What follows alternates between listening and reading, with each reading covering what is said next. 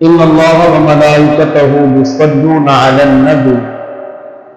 يا أيها الذين آمنوا صلوا عليه وسلموا تسليما بآواز بلند پڑھیے الصلاة والسلام عليه الصلاة والسلام عليك يا حبيب الله الصلاة والسلام عليك يا نور الله وہ کمال حسن حضور ہے کہ گمان نقص جہاں نہیں،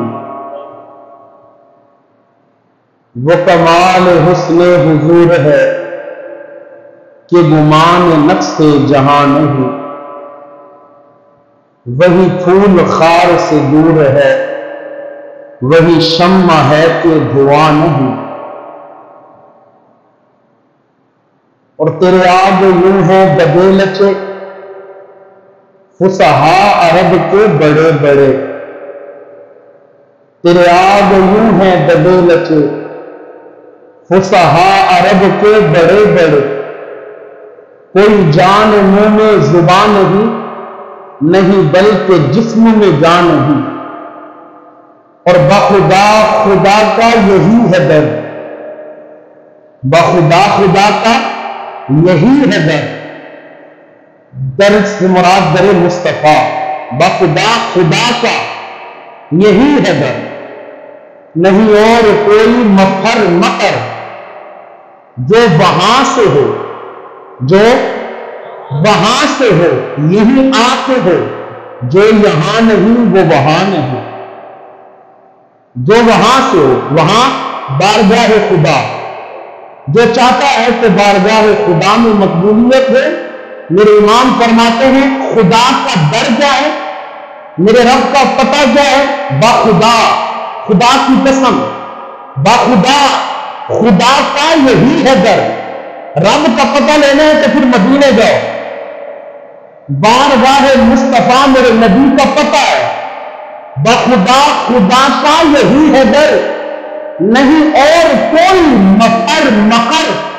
مفر مکر، مفر اس جگہ کو کہتے ہیں جہاں بندہ بھاگ کر جائے اور پناہ لے، مفر مکر ایسی جگہ کہ بندہ چھپے،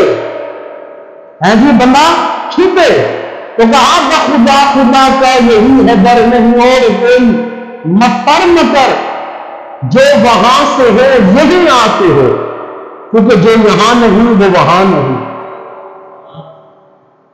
اور پھر فرمایا کرو مدح اہل دول رضا، پڑھے اس بلا میں میری بلا، میں گدا ہوں اپنے کریم کا، میرا دین پارا نام نہیں،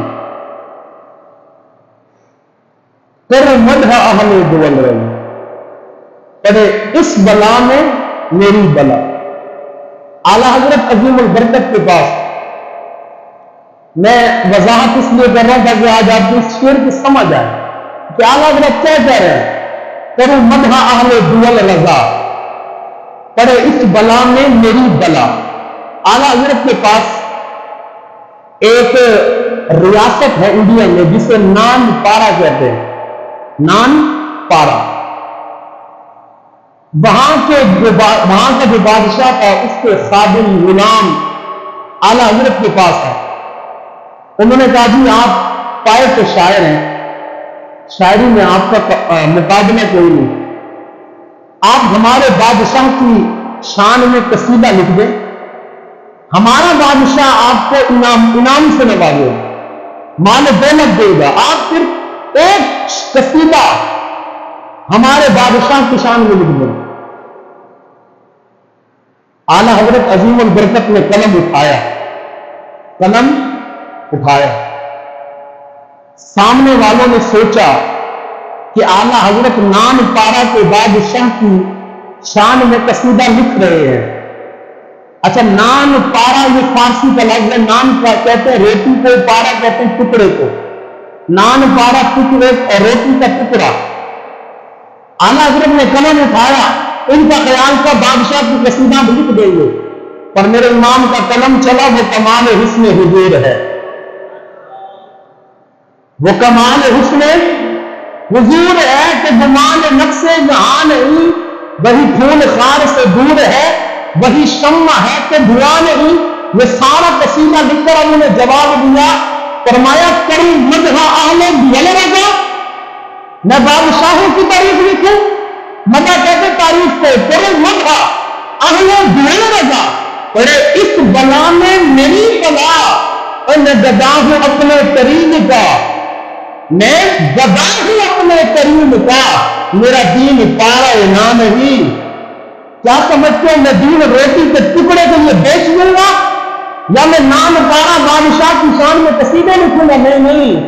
میرا جو دین ہے بس میرے دین میرے آقا کے لیے ہے، میری شاعری صرف میرے آقا کے لیے ہے۔